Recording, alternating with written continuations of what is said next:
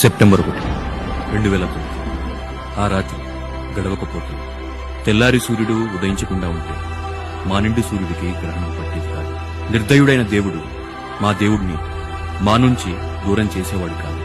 విధికి విధాతైనా తలవంచక తప్పదు. మేం అతి సామాన్యులం, బలహీనులం కదా రాజా. నువ్వు లేవన్న నిజాన్ని నచ్చకపోయినా నమ్మకపోయినా నత్తనడకన మా జీవితాల్ని సాగిస్తున్న సామాన్యులు. నీ కథ ఎందరో ఎన్నో రకాలుగా ఎన్నోసార్లు ఎందరికో చెప్పారు. కానీ నువ్వు లేని మాలాంటి వాళ్ల కథ నీకెవరు చెప్తారు రాజా. అందుకే మా కథ ఈరోజు నేను నీకు చెప్తాను రాజా. ఎక్కడున్నా వింటావని ఆశిస్తాను. దేహాన్ని విడిచి నువ్వెళ్లిపోతే దైవంగా పేదల గుండెల్లో నిలిచావు. కానీ ఈ నిజాన్ని నిబ్బరంగా భరించలేని ఎన్నో గుండెలు రాలిపోయాయి.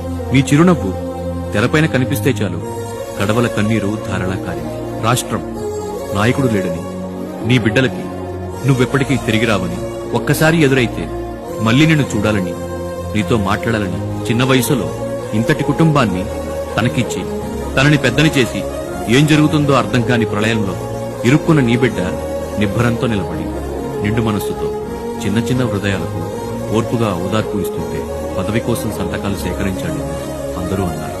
అనుభవజ్ఞులు ఒక్కరు, పైరవీల వీరులు మరొక్కరు వారి బలాబలాల్ని బట్టి కుర్చీ ఎక్కితే